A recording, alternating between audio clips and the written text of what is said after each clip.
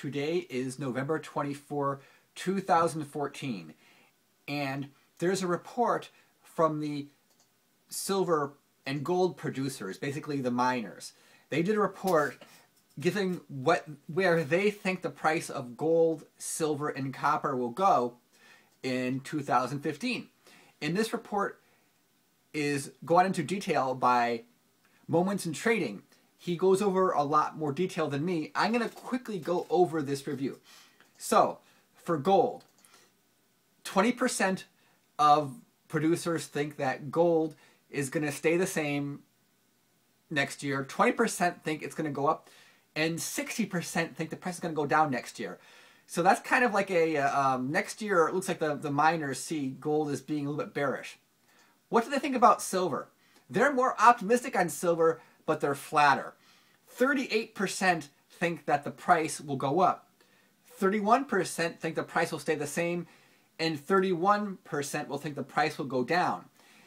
And when it comes to copper, similar to gold, 20% think it will stay the same, 20% think it will go up, and 60% think the price of copper will go down. Now, these are like miners, and that's their opinion and analysis. And you'll hear different in opinion and analysis from different players in the different markets. But this is kind of their projections. So as far as long-term silver prices, what they're planning. Now, long-term, you know, for companies might be a few years. They're thinking like, you know, they're looking about $20.20 per ounce is what they're looking at, with a high of 25, and the range between like 18 and 35. That's kind of like their long-term projection for silver. And considering silver's in the 16s right now, that's up, but it's not crazy up. I know you'll see a lot of forecasts who give crazy up numbers. The silver producers are not giving crazy up numbers, but that doesn't mean they're right, because they are using their own methodology. Now for gold, though, gold isn't looking nearly as good based upon their projections. They are using like a they think the long-term forecast for gold is $1,284 an ounce, and gold's just about $1,200 right now for that. So if you want to see the report, it's written. The report's easy to read. Moments in Trading goes over the report, and I think it's interesting because this is what the silver producers think, and that's a lot different than some forecasts. Some people are saying, you know, oh yeah, 650 silver, this thing's going to tank. And of course others are saying, you know, silver to the moon.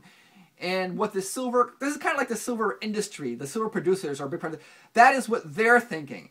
And of course, when you see silver had gone to almost 50, that was not a part of the forecast for a lot of these silver producers. They didn't think it was going to go that high.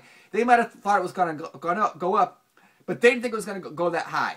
So that's kind of what I'm looking at there. So if you think that these producers are right, then you can extrapolate that they think the gold to silver ratio is going to go down. They think the price of silver will probably stay the same or go up. They think the price of gold will probably go down. So based upon what they're saying, they're looking probably at a gold to silver ratio of coming down.